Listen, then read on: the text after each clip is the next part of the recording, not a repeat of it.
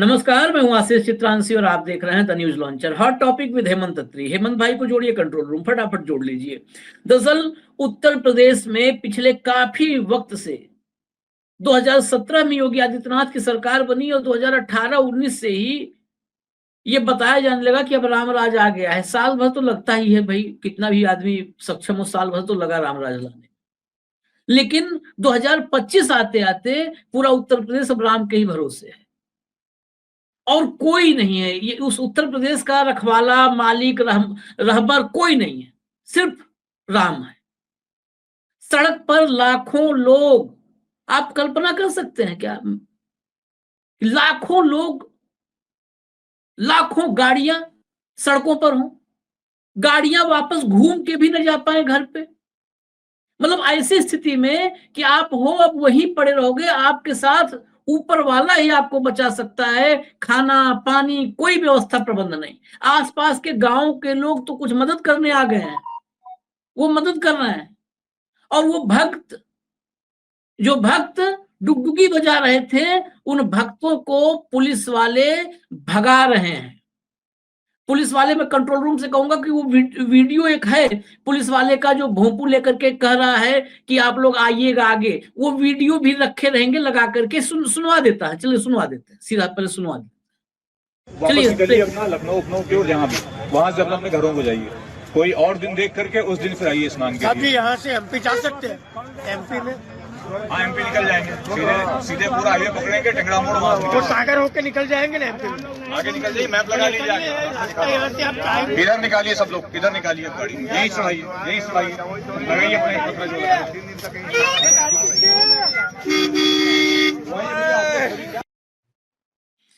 ये एक सैंपल था, नमूना था कि आप लोग अब लौट जाइए, जो प्रयागराज की सीमा पे पहुंचे हुए हैं लोग, अब लौट जाइए, फिर कोई तारीख देख करके आइएगा। इंसान न हुआ खिलवाड़ हो गया, मजाक बना के रख दिया। भाई ये बाइट बड़ी महत्वपूर्ण है, मजाक बना के रख दिया है। लाखों भक्तों के साथ पुलिस यही कर रही है और 2.5-3 लाख गाड़ियों का जाम है। कहीं 20 किलोमीटर, कहीं 25 किलोमीटर, कहीं 30 किलोमीटर लंबा जाम। मैं आपको दिखाता हूं भास्कर की रिपोर्ट, जरा दिखाइए कहां कहां कितना जाम लगा है। स्क्रीन पर लाइए, फोटोग्राफ्स लाइए। से दूर तक आपको दिखा रहे हैं, ये देखिए। मतलब ये प्रयागराज से 10 किलोमीटर पहले, 15 किलोमीटर पहले की हालत है। देख रहे हैं, जैसा कि आप भीड़ देख रहे हैं। आप अगर आप रिस्क लेके आ सकते हैं कुंभ नहाने तो जरूर आइए, अन्यथा आप ना ही आइए। भीड़ देखिए, फोन लगी, चारों तरफ से पैक है। ये मतलब देखिए, पैदल भी आने जाने की कोई संभावना नहीं दिख रही है। जिन्होंने मैडम ने वीडियो बनाया है वो बता रही है पैदल आए जाने लायक भी स्थिति नहीं है। पूरा नीचे चारों तरफ से पैक है, गाड़ी कहीं से घूम भी नहीं सकती है। फोटोग्राफ्स दिखाइए जरा भास्कर के, किन किन जो है सड़कों पर जो कनेक्टिंग रोड हैं, जहां से प्रयागराज कनेक्ट हो रहा है। देखिए, वाराणसी 20 किलोमीटर लंबा जाम, प्रयागराज जाने वाले सभी रूटों पर बैरियर, 40,000 वाहन सिर्फ वहीं रुके हैं एक जगह पर। 20 किलोमीटर लंबा जाम बाद में धीरे धीरे छोड़ा गया। कौशाम्बी में पैदल निकले श्रद्धालु, कौशाम्बी में 5 बैरियर बनाकर 50,000 गाड़ियां रोकी गई। दिल्ली, इटावा, कानपुर, फतेहपुर से आए लोग पैदल जाने लगे। 40 और 50, 90,000। कौशाम्बी, अब यहाँ देखिए, मिर्जापुर में 2,000 गाड़ियां रोकी। कौशाम्बी में 5 बैरियर बनाकर 50,000 गाड़ियां रोकी गई और यहाँ 2,000 गाड़ियां। भदोही में देखिए 18 घंटे से फंसे रहे श्रद्धालु। प्रयागराज जाने वाले एनएच पर हर 2 किलोमीटर पर बैरियर। यहाँ शाम 4 बजे के बाद रूट शुरू हुआ। 5,000 श्रद्धालु 18 घंटे फंसे रहे। अगला दिखाइए, अगला पन्ना लाइए। ये देखिए प्रयागराज का नक्शा आपको दिख रहा है, मैप जो है महाकुंभ क्षेत्र। वहां से जो जितनी सड़कें हैं, कौशाम्बी एक रोड जा रही है, एक चित्रकूट रीवा मध्य प्रदेश चली जाती है, मिर्जापुर है, भदोही बनारस वाली है, ये सारा आपके सामने है। ये जौनपुर वाली भी है, प्रतापगढ़ आगे रायबरेली प्रतापगढ़ जो आगे लखनऊ आ जाती है सड़क, वो सड़क है। ये जौनपुर वाली सड़क है। इसमें चित्रकूट वाली पे 10 किलोमीटर लंबा जाम, 10 किलोमीटर लंबा। जौनपुर पे 6 नंबर पॉइंट देखिए, बदलापुर में ही गाड़ियां रोक दी गई 15,000 श्रद्धालु वहां पर फंसे।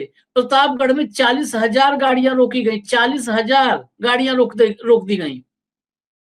रीवा में चाक घाट से प्रयागराज तक जाम, चाक घाट से प्रयागराज तक, ये 25 किलोमीटर लंबा जाम, देखिए आप, 25 किलोमीटर लंबा जाम, बाद में डाइवर्ट किया गया।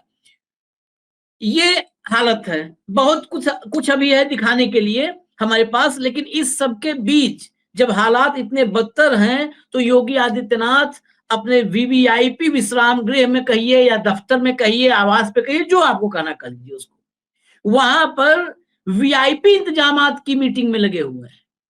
आज सुबह से गोदी मीडिया चला रहा है कि वीआईपी प्रोटोकॉल खत्म कर दिया, ये कर दिया, वो कर दिया। मैं ममता त्रिपाठी एक पत्रकार हैं, पुरानी पत्रकार हैं, उनका ट्वीट दिखाता हूं। कंट्रोल रूम, ममता त्रिपाठी का ट्वीट दिखाइए। ये देखिए ममता त्रिपाठी का ट्वीट है सामने। महाकुंभ में 1 फरवरी को उपराष्ट्रपति तथा 50 से अधिक देशों के राजदूतों का आगमन प्रस्तावित है। लाखों लोग सड़कों पर जाम में फंसे हैं। उनको गंतव्य तक पहुंचाने की रणनीति बनाने और अफसरों को आदेश देने के बजाय मुख्यमंत्री योगी आदित्यनाथ उपराष्ट्रपति के कार्यक्रम की तैयारियों की समीक्षा कर रहे हैं।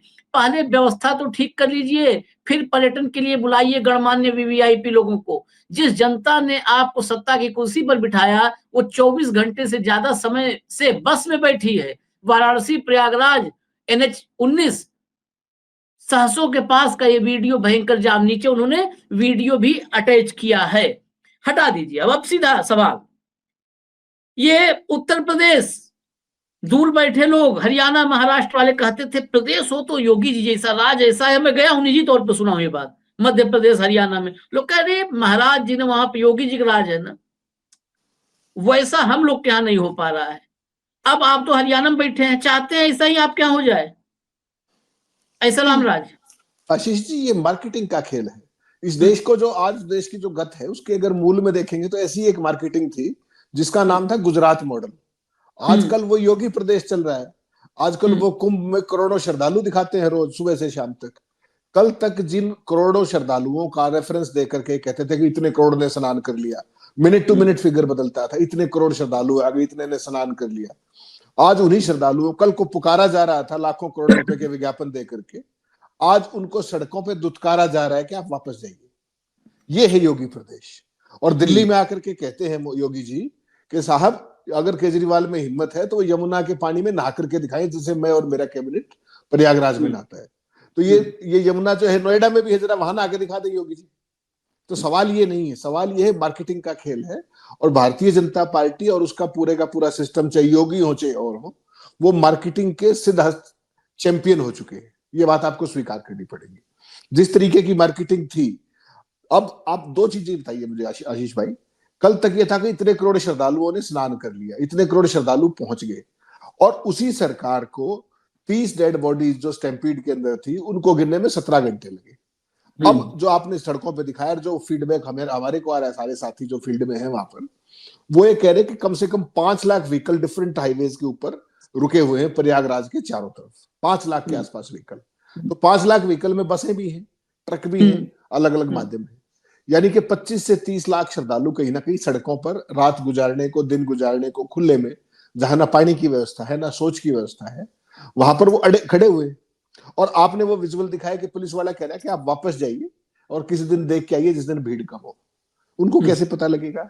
कल तक तो आप पूरे देश में करोड़ों रुपए के विज्ञापन दे करके अपना प्रचार कर रहे थे, और आज आप कह रहे हैं कि आप वापस चले जाइए। तो ये केवल इसी शासन में हो सकता है। और देखिए, माफ कीजिएगा, आप किसी चीज को दिल पे मत लीजिएगा, इस पूरी परिस्थिति के लिए 80% जिम्मेदारी हम लोगों की है, मीडिया की जिम्मेदारी 80%। मैं तो मानता हूं सरकार की जिम्मेदारी कम है, हमारी जिम्मेदारी ज्यादा है।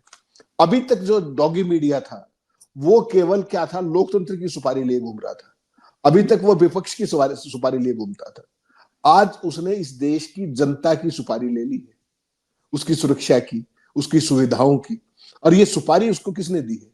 उसी जनता की चुनी हुई सरकार ने।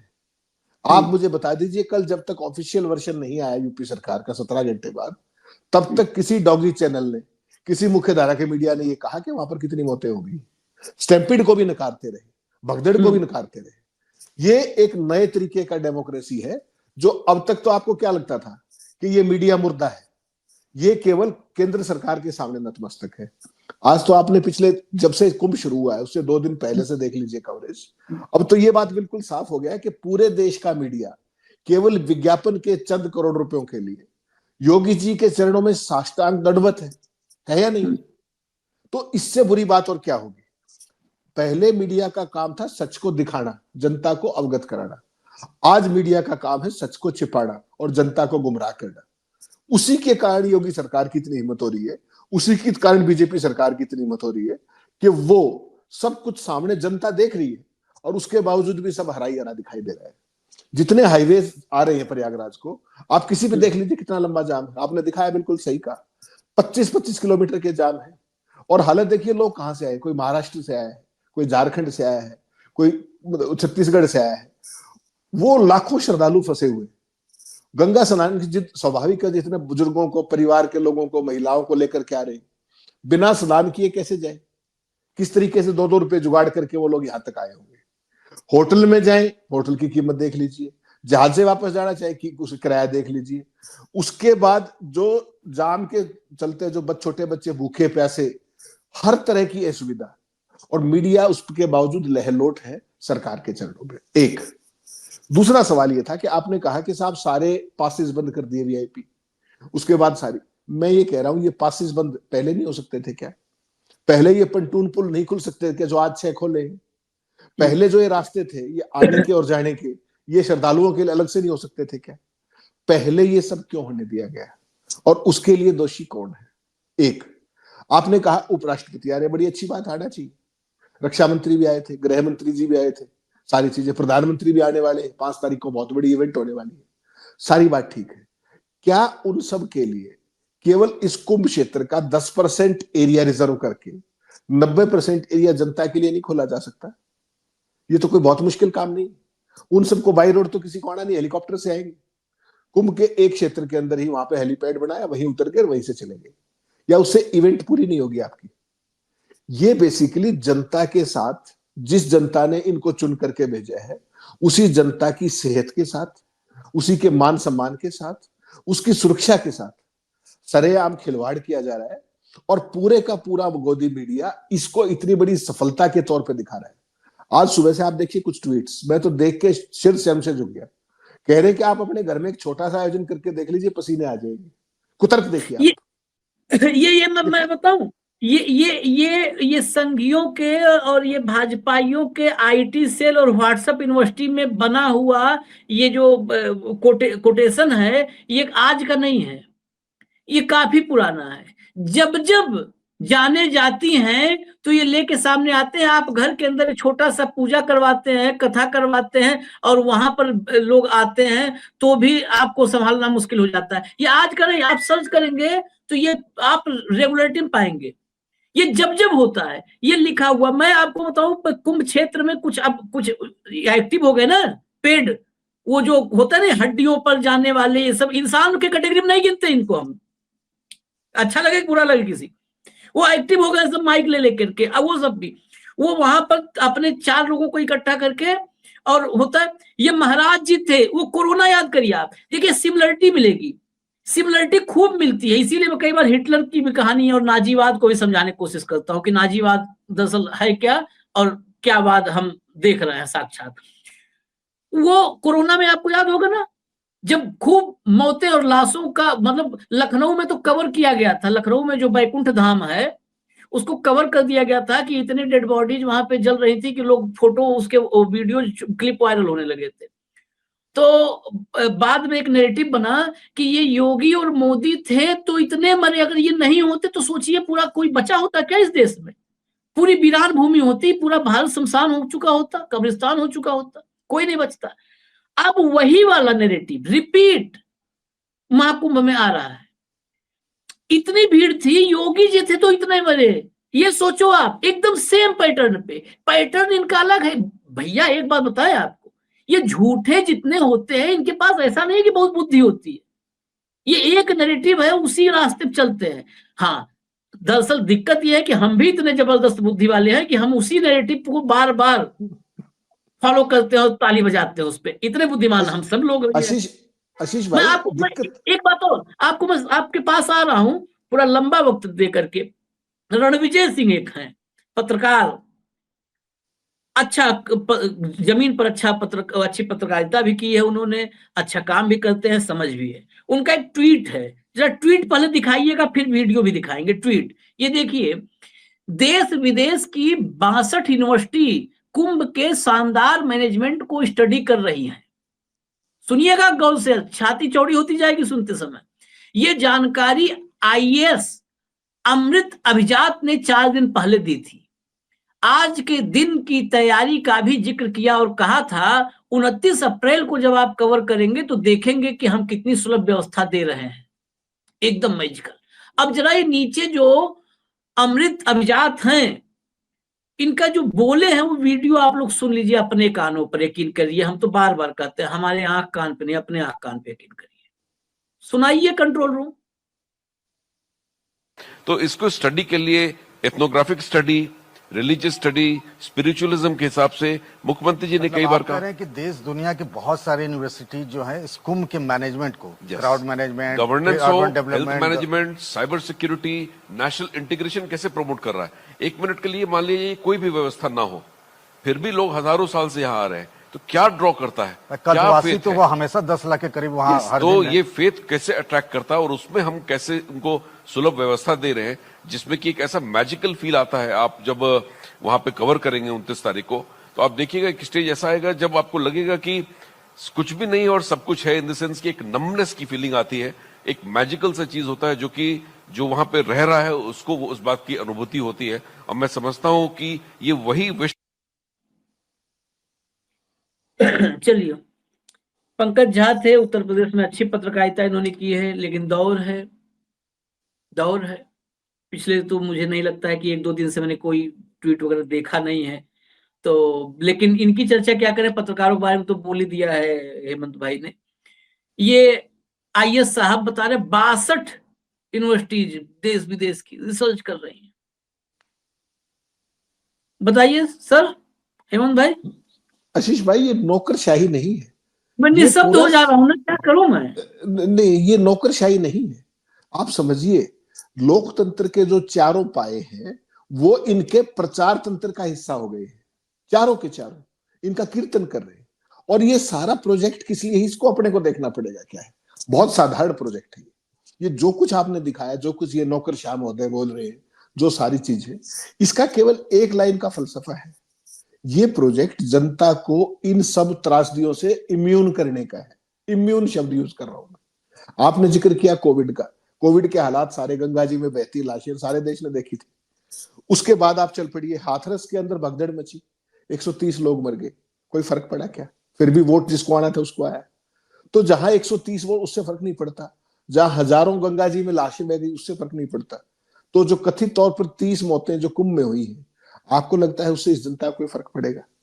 ये जो पूरा तंत्र है, जो चारों पाए, ये इस पूरे सिस्टम को, जनता को इम्यून बनाने में लगे हुए हैं।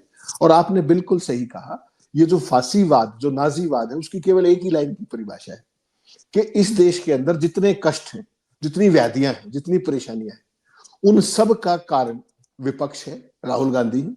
और उन सब का उपाय राहुल गांधी नहीं, उसका सबका उपाय और निराकरण नरेंद्र मोदी जी और योगी जी। ये एक पूरा प्रोजेक्ट देश के अंदर प्रॉपरली इस्टेब्लिश किया जा रहा है हर तरीके से। ये जो आप सुन रहे थे, अब ये नौकरशाह की भाषा है क्या? नौकरशाह का जो काम है वो है गवर्नेंस का, सिस्टम को प्रोवाइड करने का, ढंग से चलाने का। उसको छोड़ करके सारे काम कर रहे हैं। और वो सारा काम क्या है? प्रचार का। प्रचार किसका? योगी बाबा का। आपने कल देखा था वो चीज, मैं अभी तक उस चीज से नॉर्मल नहीं हो पाया हूं जो कल हमने बात की थी। रात को 1:30 बजे हादसा होता है और 6:58 पर योगी जी क्या ट्वीट कर रहे थे कि क्या इस देश का सबसे बड़ा जो अल्पसंख्यक समुदाय है वो राम को अपना पूर्वज मान लेगा? आप उस मानसिकता की कल्पना करके देखिए केवल कि कितनी भयंकर संवेदनहीनता होगी। सीएम ऑफिस का ट्वीट का हैंडल है वो, क्या वो सीएम ऑफिस के ट्वीट है जो वो करते हैं उसको, उनकी संवेदन शून्यता इतनी हो गई है कि उनको तात्कालिक मुद्दों का भी नहीं पता है कि हो क्या गया है। तो ये इस देश की नियति बना दिया गया आशीष भाई। आज जो ये लोग सड़कों पर घूम रहे हैं, कल को ये फिर वोट दे देंगे, आप समझिए। हाँ, इनको ये बताया जा रहा है कि आप अपने घर में हवन कराते हैं, इतना ये कराते हैं, उसके बाद क्या। तो मैं केवल ये कह रहा हूं कि इस देश की जो मति भ्रम करने का जो तरीका था, सारी दुनिया में क्या किया, गुजरात मॉडल। वो गुजरात मॉडल देख लीजिए, किसी भी एक सोशल डेवलपमेंट इंडेक्स पर, किसी एक पर गुजरात नंबर 1 पे हो तो बता दीजिए मुझे। एक इंडेक्स पे है कि पैसे लेकर के कर्जा लेकर भागने वालों के इंडेक्स पे देखिए, अनडिस्प्यूटेड हाँ, नंबर 1। डोंकी रूट से अमेरिका घुसने वालों में नंबर 1 पे, असाइलम मांगने वालों पे सबसे नंबर 1 पे, और वहां पकड़े जाने वालों में भी नंबर 1 पर है। अब जब वो ट्रंप साहब जहाज में भर भर के भेजेंगे ना, तब देखूंगा कौन कौन से बीजेपी के नेता उनको रिसीव करने जाएंगे एयरपोर्ट के ऊपर। आएंगे वो तो, ट्रंप साहब ने 18,000 तो इंगित कर रखे हैं, 17,940, तो उनको रिसीव करने भी जाएंगे। कहने का मतलब ये है कि पूरे देश की जनता को धर्म की एक चाशनी ऐसी चटाई गई है जिसके बाद मुद्दों का समापन हो गया है, मुद्दों की तिलांजलि हो गई। जो कुछ ये इस कुंभ में हो रहा है, मुझे आप ये बताइए कि इतना बड़ा आयोजन जब आप कर रहे थे, इसके लिए आपने तमाम तरह का प्रचार किया, सब कुछ किया, उसका जो ये आउटकम आया है, उसकी इंक्वायरी अब तक जब इतने लोग मरे हैं, 30 लोग तो आपने स्वीकार कर लिया, हालांकि संख्या कहीं ज्यादा है, मेरे सूत्र भी बता रहे कहीं ज्यादा, बहुत सारी जगह पे आया है, घायल भी। आप मुझे एक बात बता दीजिए, अब तक आपके पास मृतकों की सूची आई है क्या? बता दीजिए, कहीं घायलों की सूची आई है क्या? ये गवर्नेंस आपका, ये तो बेसिक फर्स्ट कर्टसी है कि जिसका व्यक्ति मरा है वो जाकर के अपनी बॉडी लेकर चला जाए वहां पे। अब तक वो सूची भी नहीं आई। अभी तक कोई हेल्पलाइन नंबर देखा हो आपने वहां पर कि भाई जो ये घटना हुई इसके बाद ये, कल तक हम बात कर रहे थे एक हुई है स्टैम्पीड, आज पता लग रहा है कि कोई हल्दीराम की दुकान के पास दूसरी जगह पर भी हुई थी कथित तौर पर, उसकी कोई पुष्टि नहीं है, कोई जिक्र नहीं। तो मेरा केवल कहने का मतलब ये है कि अब मोदी जी आएंगे वहां पर, उससे पहले आपने जिक्र किया उपराष्ट्रपति महोदय आ रहे, उनके साथ तमाम देशों के राज्यपाल आ रहे हैं। तो आम आदमी कब आएगा भाई?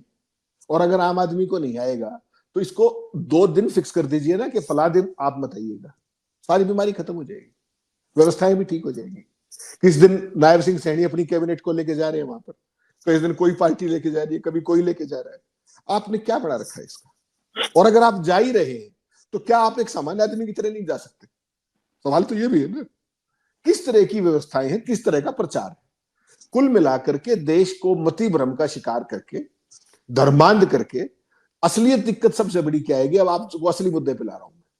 मोदी जी को 5 तारीख को आना ही आना पड़ेगा, दिल्ली की पोलिंग है, कहां प्रचार करेंगे? नहीं तो बताइए, वैसे तो साइलेंस पीरियड होगा, तो यहाँ पर तमाम तरह की 3 तारीख की शाम से जब प्रचार बंद हो जाएगा तो डॉगी मीडिया यहाँ पर आकर के बताएगा यहाँ मोदी जी उतरेंगे, यहाँ पर ये करेंगे, यहाँ संतों से मिलेंगे, यहाँ पर डुबकी लगाएंगे, यूं करेंगे, जो भी करेंगे। तो वो नैरेटिव 5 तारीख की शाम तक चल रहा है, क्योंकि दिल्ली का चुनाव है। दिल्ली के चुनाव में आपके पास ना चेहरा है ना कोई नीति है, तो वो सारा करने में अब दिक्कत क्या है? योगी जी की परेशानी समझिए आप क्या है। अगर किसी भी कारण से, वैसे तो दिल्ली से लंबे समय से बीजेपी सत्ता से बाहर है, कल को अगर दिल्ली में बीजेपी हारती है तो सारा ठीक रहा, क्योंकि योगी के भी शुभ चिंतक बहुत बैठे हैं दिल्ली में, तमाम बैठे। कल को उन्होंने सारा ठीक रहा कुंभ की भगदड़ पर फोड़ दिया तो योगी जी कहां जाएंगे?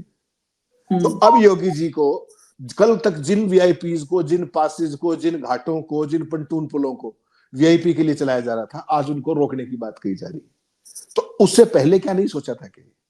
तो ये जो डैमेज कंट्रोल है, इस डैमेज के अंदर और ज्यादा डैमेज हो रहा है। अभी तक तो योगी जी की यूपी के अंदर जो थी वो थी, अब जो ये बाहर के लाखों लोग सड़कों पे खड़े हुए चारों तरफ हाईवेज पे, अब तो पूरे देश में ये छवि जा रही है कि इससे भयंकर मिसमैनेजमेंट नहीं हो सकता। आप मुझे बताइए, 500 किलोमीटर चल के कोई व्यक्ति 10 किलोमीटर दूर हो कुंभ स्नान से, और उसको पुलिस वाले कहेंगे तुम वापस जाओ, तो वो क्या बीतेगी उसके ऊपर? क्या वो उस बात को सारी उम्र भूलेगा क्या? लेकिन उसके बाद भी इनका इकोसिस्टम उसको कर लेगा डैमेज कंट्रोल। एक चीज और बताइए मुझे, कल ये सुबह भगदड़ हुई थी 1:30 बजे, अब तक आपने संघ प्रमुख का कोई बयान देखा है, कोई ट्वीट देखा है? आरएसएस के किसी बड़े लीडर का कोई प्रूफ देखा है? बीजेपी की आईटी सेल क्या कर दी उसके ऊपर, क्यों देखा है? मोदी जी ने 2 लाइन कही, छुट्टी, उसके बाद जय हिंद। तो अब हिंदू ही मरे थे ये सारे के सारे, और मैं तो एक बात का शुक्र मना रहा था कि अभी तक इसमें कोई आतंकवादी या मुस्लिम एंगल नहीं घुसा पाएगी, वरना क्या होता। तो ये तो ऊपर वाले की देन है कि सद्बुद्धि कुछ तो है कम से कम मौके पर, लेकिन इन अव्यवस्थाओं को दुरुस्त करने का आप आम आदमी को रोक रहे हैं। मुझे ये बताइए, जो वीआईपीज है उनका विजिट रीशेड्यूल नहीं करा सकते आप, उसको रिप्लान नहीं कर सकते दोबारा से, उसका एक कॉरिडोर अलग से नहीं बना सकते कि भाई केवल ये वीआईपी कॉरिडोर है। ये चीजें करने में कितनी देर लगती है। नौकरशाही वहां बैठ के रिसर्च करा रही है कुंभ के ऊपर। आपका काम है क्या? जिसको करनी होगी कर लेगा। तो ये एक खास तरीके का जो प्रचार किया जा रहा है, यही दिखाता है कि सारा सिस्टम केवल प्रचार पे टिका हुआ है। उनका व्यवस्थाओं से, लोगों को फैसिलिटेट करने से, उनकी व्याधियों को दूर करने से कोई वास्ता नहीं। केवल और केवल नंबर बनाने हैं, वो भी योगी के दरबार में, ताकि मोदी के दरबार में योगी के नंबर पूरे रहे। मुझे चिंता इस बात की है कि अगर कहीं दिल्ली के चुनाव में भारतीय जनता पार्टी अगर हारती है तो उसका एक बहुत बड़ा ठीकरा मुझे लगता है योगी के सर पर फोड़ा जाएगा। खैर चलिए, आप जो बोल रहे हैं ये तो तय है कि योगी के सिर पर फोड़ा जाएगा, लेकिन ऐसा नहीं है कि आईटी सेल खाली बैठा हुआ है। आईटी सेल के लोग ये सब बैठे हुए हैं, ये बना रहे हैं वो जो कहानियां कि आपके घर में हवन होता है तो भी दिक्कत होती है, ये सब वही बना रहे हैं। ये न्यूट्रलाइज करने के लिए, लोगों को फिर से मूर्ख बनाने के लिए, सीधा सपाट भाषा का मूर्ख बनाने के लिए, और इससे ज्यादा सपाट वाली भाषा बोल नहीं सकते यहाँ पर, वो बनाने के लिए सब लगे हुए हैं। और बनाना क्या है, कुछ तो हम ही हैं, हम बाकी को नहीं कहते। 141 करोड़ 142 करोड़ जितनी आबादी, उसमें से सिर्फ मैं आशीष चित्रांशी अपने आप को कह रहा हूं कि हम हैं। नहीं होते तो इन लोगों को अपने सिर पर बैठा कर राज करने देते। आओ बैठो कीड़े मकोड़े जैसे। कल वहां पे कफन नसीब नहीं हो रहा था, यहाँ दिल्ली में रैली में देखो देखो कौन आया, शेर आया, शेर आया। मोदी की रैली आप देखे? मैंने वो रैली देखी थी। उस रैली में मंच पर आते ही वहां कफन नसीब नहीं है, यहाँ शेर आ रहा है भाई।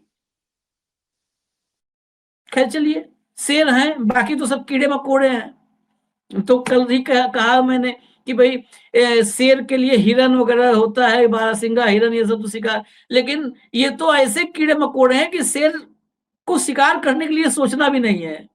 ये तो रौदे जाते हैं, कीड़े मकोड़े जैसे निपट जाते हैं। गुजरात मॉडल बहुत बड़ा उदाहरण है, आज भी देश समझने को तैयार नहीं है।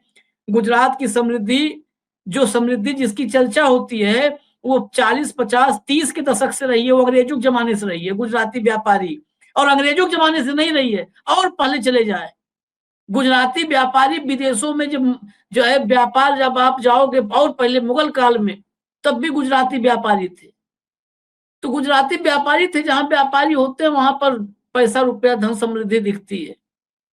लेकिन एक बार नहीं 1,51,151 बार एक्सपोज हो चुका है वो गुजरात मॉडल, कम से कम। लेकिन ये सब एक्सपोज होने के बाद जब जिनके चेहरे पर शर्म हो, हया हो, उनको फर्क पड़ता है। जहां पर बेशर्मी, बेहयाई ही एकमात्र मानक हो, स्टैंडर्ड हो, वहां पर क्या फर्क है? रोज एक्सपोज करो, रोज। अब हम लोग लिखना ही छोड़ दिए कि मोदी जी ने झूठ बोला। आदमी लोड ही नहीं लेता है। व्यूअर कहता है सच कब बोले थे, सच मोदी जी ने सच बोला, वो आप लिखो तब हम देखेंगे वीडियो आपका, वो आश्चर्य होगा। इजाजत दीजिए, कल फिर मिलेंगे हॉट टॉपिक विद हेमंत अत्री में, हेमंत भाई के साथ। जो भी मौजूद इंपॉर्टेंट टॉपिक होगा, विषय होगा आपके लिए, देश के लिए, समाज के लिए, उसी के साथ आएंगे।